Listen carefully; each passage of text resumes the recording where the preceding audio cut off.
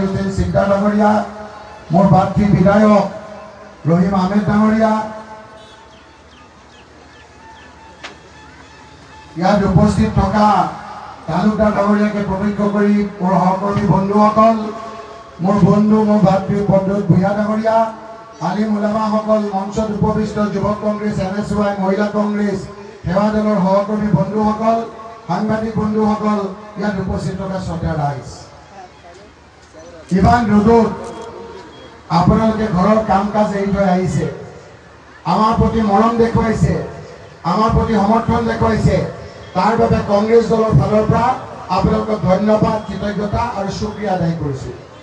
মোক আপোনালোকে বহুতে জানে যে মই 5 বাৰৰ বিধায়ক, মন্ত্ৰী, কংগ্ৰেছ দলৰ উপদলপতি, কিন্তু মই মোৰ চিনাকিটো আপোনালোকক আৰু ভালকৈ দিব বিচাৰিছোঁ।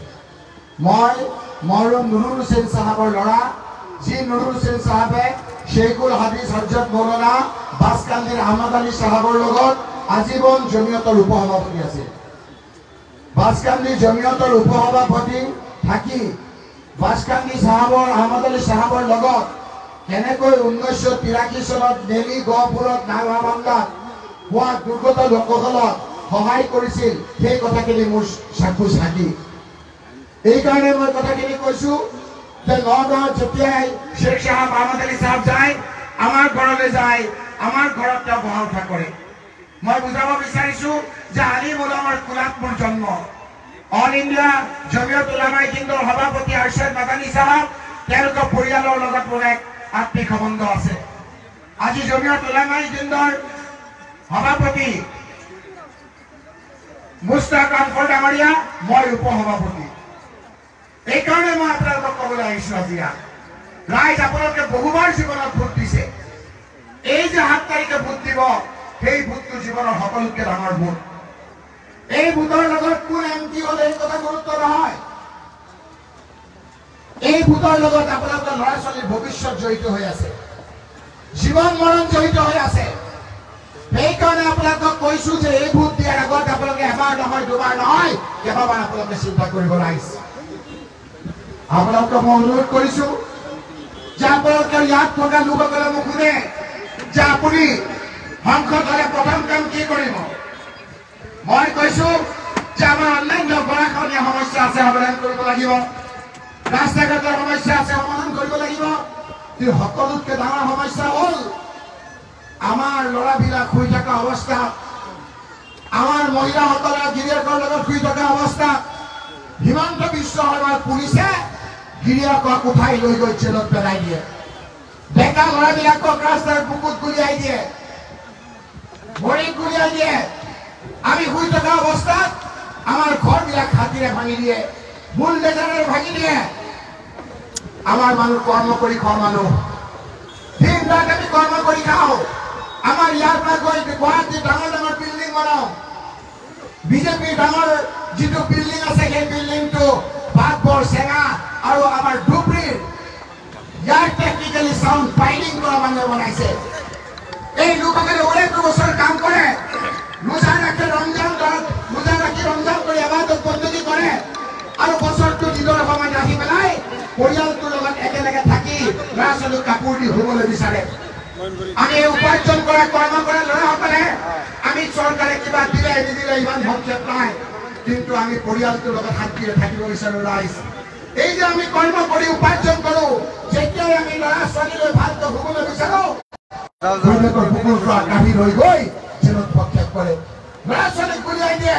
সেইকাৰণে মই কৈছো আমাৰ প্ৰধান কৰ্তব্য হ'ব এই মানুহখিনিক নিৰাপত্তা দিয়াটো প্ৰধান কৰ্তব্য হ'ব।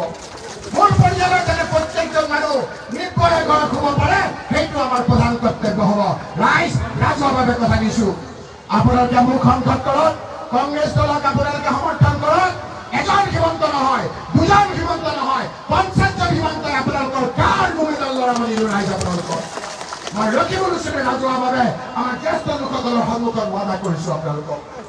আপোনালোকে ভাবিব যে আমি ইয়াত হিমন্ত বিশ্বক ছাপোৰ্ট নকৰো, ৰকিবুল হুছেইনে হিমন্ত বিশ্ব শৰ্মাৰ কথা কিয় কৈ আছে? এইকাৰণে কৈছো ৰাইজ, এই যে জুই জ্বলাইছে এইটো হিমন্ত বিশ্ব শৰ্মাৰ কাণ্ড, যাতে আমাৰ সভাখন ভালকে হ'ব নোৱাৰে। কথাখিনি বুজিলে? যোৱাকালি ইয়াত এজন কংগ্ৰেছৰ সেইকাৰণে তিনি গিলাই ঘূৰি ফুৰিছে 4-5খন মান মিটিং কৰিছে আপোনালোকে ইয়ালৈ নাহিবৰ কাৰণে হয় নে নহয় আজি মই সেইসকলক খবৰ দিছোঁ যদি সাহস আছে কংগ্ৰেছৰ পৰা পদত্যাগ কৰক আজি বিধানসভাত কংগ্ৰেছৰ বিধায়ক ইয়াত আহি আজমল চাহাবৰ লগত ঘূৰি ফুৰিছে হিমন্ত বিশ্ব শৰ্মাক শক্তিশালী কৰিবৰ কাৰণে এই যে জুই জ্বলাইছে ৰাইজ আমি ৰকিবুল হুছেইন গৌৰৱ গগৈ আমি চব আহিছোঁ দেৱব্ৰত হত্যা জুই নুমাবৰ কাৰণে জুই যাতে জ্বলাব নোৱাৰে নুমাবৰ কাৰণে কিন্তু আমাৰ ল'ৰা যেতিয়া জেলত যায় যেতিয়া আমি ভয় ভয়তে থাকো যেতিয়া আমাৰ গৰুকুটি ডেডবডিৰ ওপৰত জঁপিয়াই থাকে মানুহে যেতিয়া আমি দৌৰি যাওঁ যেতিয়া হিমন্ত বিশ্বৰ জুই আমি পানী ঢালিবলৈ বিচাৰো সেই সময়ত বদৰুদ্দিন ৰাজভৰ ডাঙৰীয়াই হিমন্তৰ জুই কেৰাচিন তেল পেট্ৰল দাঙি আৰু দপদপকে জ্বলাব বিচাৰে ৰাইজ মই কথাবিলাক চিন্তা কৰিব হয়নে নহয় যি সময়ত বিভিন্ন ধৰণে আমাক তুচ্ছতাচ্ছিল্য অপমান কৰে যি সময়ত ন্যায়ৰ ভোট নালাগে বুলি হিমন্ত বিশ্বৰ ৰঙা চেকু দেখুৱায় যেতিয়া বিচাৰে যে এই মানুহবিলাকৰ বিভিন্ন আইনৰ দ্বাৰা কেনেকৈ আমি জেললৈ পঠিয়াওঁ সেই সময়তে বদৰুদ্দিন ৰাজভৰে কয় যে ডুবৰিত থকা মুছলমান মানুহবিলাক চুৰ ডকাইত আৰু ধৰ্ষণকাৰী হয় নে নহয় কওক ৰাইজ এনেকুৱা ক'ব লাগে নেকি ৰাইজ ধৰ্ষণকাৰী বুলি কয় আৰু কি কয় যে আমাৰ মুছলমান ল'ৰাবিলাকে বোলে ছোৱালী দেখিলে গাটো গৰম হৈ যায় এনেই হিমন্তই বিচাৰি ফুৰে যে কেনেকৈ আমাৰ মানুহক জেলত পঠিয়ায় এনেকে যদি কৈ থাকে হিমন্তৰ জুইত পেট্ৰল ঢলা হয় নে নহয় ৰাইজ এই কথাবিলাক চিন্তা কৰিব কাৰো প্ৰতি মৰম নাই বিপদৰ সময়ত তেওঁ প্ৰভুৰ লগত আছিল জানো ৰাইজ আমি পাহৰি গৈছো আজি কেইদিনমানৰ আগত NRCৰ নাম উঠাবৰ কাৰণে যেতিয়া আপোনালোকে নিজৰ ল'ৰা ছোৱালী লৈ অসমৰ ইমূৰৰ পৰা সিমূৰলৈ ঘূৰি ফুৰিছিল যেতিয়া আমি সুপ্ৰিম কোৰ্টলৈ গৈছিলো যেতিয়া ৰাহুল গান্ধীৰ সহায় লৈছিলো যেতিয়া কপিল সিবাল ইন্দিৰা জয়সিং বিবেক কাংখা চুলমান কৰিছিলো নিশ্চয় ডাঙৰ ডাঙৰ উকিল ধৰিছিলো যিকেইজন উকিলত এবাৰ উকিলে 15 লাখ টকা লাগে তেতিয়া NRCত আপোনালোকৰ নাম হোৱাৰ কাৰণে সুপ্ৰিম কোৰ্টত আমি ৰায় লৈছিলো বদৰুদ্দিন ৰাজভৰ চাহাবে আপোনালোকৰ খবৰ লৈছিল নে ৰাইজ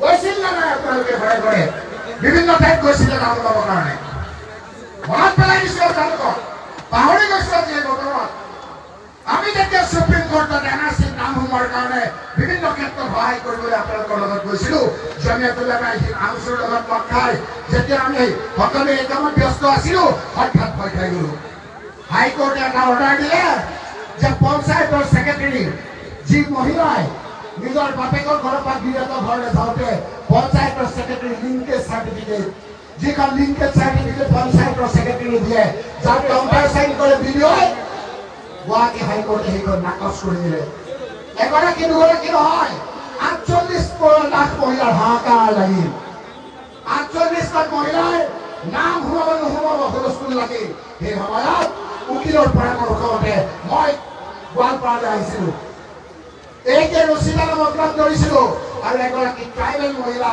বেলিফা মাৰাক বানুঞ্জয় ৰাভাৰ সম্প্ৰদায়ৰ লোকক ৰঞ্জিত দাস এজন বঙালী সম্প্ৰদায়ৰ লোকক লগত লৈ দিল্লীলৈ দৌৰ মাৰিছিলোঁ দিল্লীলৈ দৌৰ মাৰি এবাৰ নহয় দুবাৰ নহয় কেইবাবাৰো চুক্তি প্ৰদৰ্শন কৰি যি লিংকেজ চাৰ্টিফিকেট হাইকোৰ্টে কেঞ্চেল কৰিছিল সেই হাইকোৰ্টৰ লিংকেজ চাৰ্টিফিকেটখন সুপ্ৰিম কোৰ্টৰ দ্বাৰা পুনৰ বাহাল ৰখাৰ ক্ষেত্ৰত আমি ছাকচেছ হৈছিলোঁ সফল হৈছিলোঁ যাৰ যোগেদি 48 লাখ মহিলাই নিশ্চিত বিপদৰ পৰা ৰক্ষা পৰিছিল বদৰুদ্দিন ৰাজভৰ ডাঙৰীয়া সেই সময়ত আপুনি কোন উকিল ধৰিছিল আপুনি কওক কোন উকিল ধৰিছিল কওক আপুনি এইবাৰ 51-71 বছৰ হ'ব হাহাকাৰ লাগিল যে 51 যদি আমাৰ 50 বছৰ হয় আমাৰ মানুহৰ হাহাকাৰ লাগিব আকৌ দৌৰি গৈছিলোঁ কপিল সিবালক ধৰিছিলোঁ ইন্দিৰা জয়সিঙক ধৰিছিলোঁ সুপ্ৰিম কোৰ্টৰ ৱেবছাইটত এতিয়াও আছে আপোনালোকে চাব এই বিপদৰ সময়ত বদৰুদ্দিন ৰাজভৰ চাহাব আপুনি কোন উকিল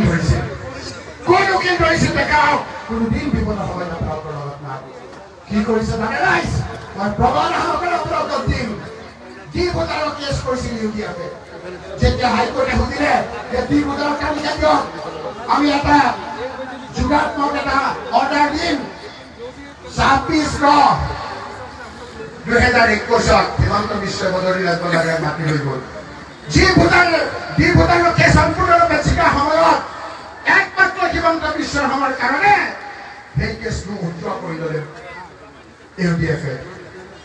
এইটো উদ্ধাৰ কৰি ল'লে মই নথি পত্ৰৰ সৈতে আপোনালোকক আজি দি যাম ইয়াৰ সাংবাদিক বন্ধুসকলক। 26/2021 তাৰিখে এই সুপ্ৰিম কোৰ্টৰ অৰ্ডাৰৰ যোগেদি হাইকোৰ্টৰ অৰ্ডাৰৰ যোগেদি যোনে কেছ কৰিছিল ইউডিএফে তেওঁ এই কেছটো উদ্ধাৰ কৰি ল'লে। এই লোকসকলৰ কোনো কাৰো প্ৰতি মৰম নাই ৰাইজ, কাৰো প্ৰতি মৰম নাই। যি অত্যাচাৰী হিমন্ত বিশ্ব শৰ্মাই আমাৰ মানুহক বিভিন্ন তুচ্ছতা চিহ্ন কৰে, সেই হিমন্ত বিশ্ব শৰ্মা ভাৰতবৰ্ষৰ ভিতৰত শ্ৰেষ্ঠ মুখ্যমন্ত্ৰী বুলি বদৰুদ্দিন আজমলে কয় আৰু তেওঁ সহায় কৰে আমাৰ কংগ্ৰেছৰ পৰা জিকা আপোনালোকৰ বহুত ভোট নিদিয়ে। কথাটো গম পাইছে নহয়? তাৰ কথা কৈছো মই ৰকিবুল হুছেইন আপোনালোকক বাধা কৰিছো। এই বাগৰ সমষ্টিত আকৌ বাই ইলেকশ্যন হ'ব। আমাৰ ইয়াত যদি কোনোবা কেন্দ্ৰীয় হয় কালিৰ পৰা লাগি যাওক। দুমাহৰ ভিতৰত তেখেতৰ বিধায়ক পদ খাৰিজ হ'ব। অধ্যক্ষতা গ্ৰহণ কৰি হাইকোৰ্টত আমি যাম। দুমাহৰ ভিতৰত নাকচ কৰি এই বাগৰ সমষ্টিত পুনৰবাৰ বাই ইলেকশ্যন কৰি কংগ্ৰেছৰ পাৰ্টিক আমাৰ জিকুৱাই লৈ যাম, যিসকলে সঁচা অৰ্থত সকলো মানুহৰ কাম কৰে। সেইকাৰণে ৰাইজ এই ভোটটো বহুত গুৰুত্বপূৰ্ণ। আজি আমাক কৈছে পৱন সিং ৰাজোৱা ডাঙৰীয়াই এই যে কাগজ এখন পাইছে আপোনালোকে, সেইটো ৰাহুল গান্ধী ডাঙৰীয়াৰ প্ৰতিশ্ৰুতি। 15 লাখ টকা পাম বুলি গৌৰৱ গগৈ কৈছে, পোৱা নাই নহয় আপোনালোকে। ক্ৰীম এটা শব্দ কৰি 15 লাখ টকা পাম বুলি কৈছিল, একাউণ্ট খুলিছিল। সেই ক্ৰীম শব্দ 15 লাখ টকা নাপালে, যিটো 1000 টকা একাউণ্ট খুলিছিল তাৰ পৰা 200 টকা কাটি লৈ গ'ল হিমন্ত বিশ্ব। হয় নে নহয় কওক ৰাইজ? ৰাহুল গান্ধীয়ে য'তেই কথা দিছে ততে কাৰ্যত পৰিণত কৰিছে। কৰ্ণাটকত ৰাহুল গান্ধীৰ মতে ভোট দিছে ৰাইজে 500 টকাত গেছ চিলিণ্ডাৰ দিছে, খবৰ কৰক। এতিয়া ৰাহুল গান্ধী ডাঙৰীয়াই কৈছে যোৱা ৰকিবুল হুছেইন তুমি ধুবুৰীবাসীক কোৱা এই লোকসকল বহুত গৰীব, এই লোকসকল দুখীয়া, কংগ্ৰেছৰ পাৰ্টিক ভোট দিয়ক, 500 টকাত আপোনালোকে গেছ চিলিণ্ডাৰ পাব। সেই কথা ৰাহুল গান্ধীৰ ৱাদা ৰাইজ। অকল সেইটোৱে নহয়, কাৰেণ্টৰ বিলৰ খবৰ কি? কাৰেণ্টৰ বিল কি কয় ইয়াত বাঢ়িছে নে নাই? 1 বছৰত 9 বাৰ বাঢ়িছে। যোনে 200 টকাৰ বিল দিছিল আজিকালি 2000 টকা দিব লাগে। হয় নে নহয় ৰাইজ? ৰাহুল গান্ধীয়ে কৈছে যোৱা দুখীয়া মানুহক কৈ দিয়াগৈ, 200 টকাত কৈ দিয়াগৈ যে যি দুখীয়া মানুহে 200 ইউনিট কৰে 1 পইচা দিব নালাগে কাৰেণ্টৰ বিল, সেইটো আমাৰ গভৰ্ণমেণ্টে দিব, আপোনালোকে কংগ্ৰেছ পাৰ্টিক ভোট দিয়ক। 30 লাখ নিবনুৱা, 30 লাখ নিবনুৱাক কৈছে যে 3 মাহৰ ভিতৰত আমি চাকৰি দিম। কথাবিলাক চিন্তা কৰিব ৰাইজ। ৰকিবুল হুছেইনে কি কৰিলে প্ৰশ্ন কৰা। তৰুণ গগৈ চিফ মিনিষ্টাৰ থাকোঁতে আমাৰ ইয়াত কিমান চাকৰি পাইছিল আপোনালোকে কওকচোন? পাইছিল নে নাই ইয়াত চাকৰি? আজি দিল্লীৰ ৰাজ্য নাই, দিল্লীৰ ৰাজ্যই থিয় হৈ গ'লেহেঁতেন যে কিমান চাকৰি পাইছে। সেই চাকৰিয়ালসকলৰ লিষ্ট দাঙি দিম। ইয়াৰ প্ৰতিনিধি আপুনি যে ইমান দিন থাকিলে এজন ল'ৰাক চাকৰি দিছে নেকি উলিয়াই দিয়ক। বদৰুদ্দিন আজমল ডাঙৰীয়া এজন ল'ৰাক আপুনি চৰকাৰী চাকৰি দিছে নেকি? ৰকিবুল হুছেইনে নাম আনি দিব কিমানক চাকৰি দিছে। কি কৰিছে প্ৰশ্ন কৰা। বাগবৰৰ প্ৰত্যেকখন স্কুলত ঘূৰা তৰুণ গগৈ ডাঙৰীয়া চৰকাৰৰ সময়ত ৰকিবুল হুছেইন মন্ত্ৰী থকা অৱস্থাত প্ৰত্যেকখন LP স্কুলত 4 লাখ 5 লাখকৈ দিয়া হৈছিল। প্ৰত্যেকখন হায়াৰ ছেকেণ্ডেৰীত 10 লাখকৈ দিয়া হৈছিল। প্ৰত্যেকখন গাঁৱৰ হায়াৰ ছেকেণ্ডেৰী স্কুলত ৰাজীৱ গান্ধী কম্পিউটাৰ লিটাৰেচি প্ৰগ্ৰামৰ যোগেদি কম্পিউটাৰ শিক্ষা আৰম্ভ কৰিছিলোঁ। 8, 9, 10ৰ ছোৱালীক চাইকেল দিয়া অৱস্থা হৈছিল। প্ৰত্যেকজন ফাৰ্ষ্ট ডিভিজন পৰা মেট্ৰিকৰ ল'ৰা ছোৱালীক লেপটপ দিছিলোঁ। মাজনী মহিলাৰ কাৰণে সন্তান সম্ভাৱনা হোৱাৰ পৰা সন্তান জন্ম হোৱালৈকে আমি বহু আঁচনি দিছিলোঁ। বিয়া নোহোৱা ছোৱালীজনীকো 10,000 টকা দিছিলোঁ। প্ৰশ্ন কৰিব আহিছে আমি কি দিছোঁ। সকলোতকৈ কথা হ'ল মৰাণ জীৱনৰ সময়ত আমি বিভিন্ন ধৰণেৰে এই গোটেই মানুহখিনিক আমি সহায় কৰিছিলোঁ। NRCত আমি এই মানুহখিনিক নাম অন্তৰ্ভুক্ত হ'বৰ কাৰণে 48 লাখ মহিলাৰ পঞ্চায়তৰ ছেক্ৰেটাৰী চাৰ্টিফিকেটখন বাহাল ৰখাৰ ক্ষেত্ৰত যি কৰিছোঁ তাৰ দোৱা আজি আপোনালোকৰ লগত আছে। আমাক সেইদৰে কৰিব লাগে। আপোনালোকক অনুৰোধ কৰিছোঁ, মই যেতিয়া পীৰবাৰীলৈ গৈছিলোঁ, আমি যেতিয়া গোৱালপাৰাৰ পীৰবাৰীলৈ গৈছিলোঁ, দোৱা বিচাৰি কৈছে আপোনাৰ বিষয়ে মই জানো। আপুনি আপোনাৰ গৈ কৈ দিয়ক বৰপেটাবাসী ৰাইজক পীৰবাৰীৰ কথা কৈছো মই পীৰবাৰী যোনে আপুনি দোৱা ল'বলৈ যায় তেওঁ কৈছে ৰকিবুল হুছেইন আপোনাক মই জানো মাদানী খানদানৰ লগত আপোনাৰ কিমান ভাল আমি জানো আপুনি কেনেকে এনআৰচি বিষয়ে কৰিছে আমি জানো যোৱা আপুনি যাওক য'ত পোষ্টাৰত নাম হয় কংগ্ৰেছৰ সভাপতিৰ দ্বাৰা প্ৰচাৰৰ ওপৰত মোৰ নামটো দিব আজি মই পীৰে কামিল হজৰত মৌলানা আৰশ্বাদ মাদানী চাহাবৰ তেওঁলোকৰ একেলগে কাম কৰাৰ কাৰণে পীৰবাৰীৰ যিজন প্ৰেচিডেণ্ট তেওঁৰ নামটো মোৰ আজি পোষ্টাৰত প্ৰস্তাৱক হিচাপে আছে এইটো মই দোৱা বুলি ভাবিছো ৰাইজ এইখিনি মই দোৱা বুলি ভাবিছো আপোনালোকৰ সমৰ্থন বুলি ভাবিছো চাৰিজন প্ৰস্তাৱক পায় তাৰ ভিতৰত তেখেতে এজন প্ৰস্তাৱক চহী কৰিছে সেইকাৰণে ৰাইজ মই কৈছো যে এইবিলাকৰ কথা নুশুনিব এই লোকসকলে নিজৰ সমষ্টিৰ গৰু বজাৰ এখন কিছুমান অন্য মানুহে খাই আছে সেইখনো হিমন্ত বিশ্বৰ দ্বাৰা কাটিব বিচাৰিছিল হয় নে নহয় কওক কৈছে নে নাই গৰু বজাৰ নিজৰ সমষ্টিৰ অংশ নোপোৱাৰ কাৰণে সেইখনো আঁতৰাই দিব লাগে এই লোকসকল আপোনালোকৰ প্ৰতিনিধিযোগ্য হয় নে নহয় সেই কথাখিনি বিশ্বাস কৰোঁ আপোনালোকে বিচাৰ কৰিব সেইকাৰণে কৈছো প্ৰত্যাহ্বান লৈ আপোনালোকৰ কাম কৰা আশাৰে হিমন্ত বিশ্ব শৰ্মাক আপোনালোকৰ কথা দিছো যে আপোনালোকৰ নিৰাপত্তা দিয়াৰ ক্ষেত্ৰত এজন হিমন্ত নহয় দুজন হিমন্ত নহয় 50 জন হিমন্তই আপোনালোকৰ গাৰ নোম লৰাব নিদিওঁ মই ৰাজহুৱাভাৱে কথা দিছো সন্মুখত থাকি মহালৰ নিচিনা বিপদৰ সময়ত কেতিয়াবা আপোনালোকৰ বিয়াত নাহিব পাৰোঁ আপোনালোকৰ বিপদৰ সময়ত দৌৰি আহিম ৰাইজ এবাৰ আপোনালোকে মৰম কৰক এবাৰ আশীৰ্বাদ কৰক এবাৰ দোৱা কৰক ধন্যবাদ জয় হিন্দ খুদা হাফিজ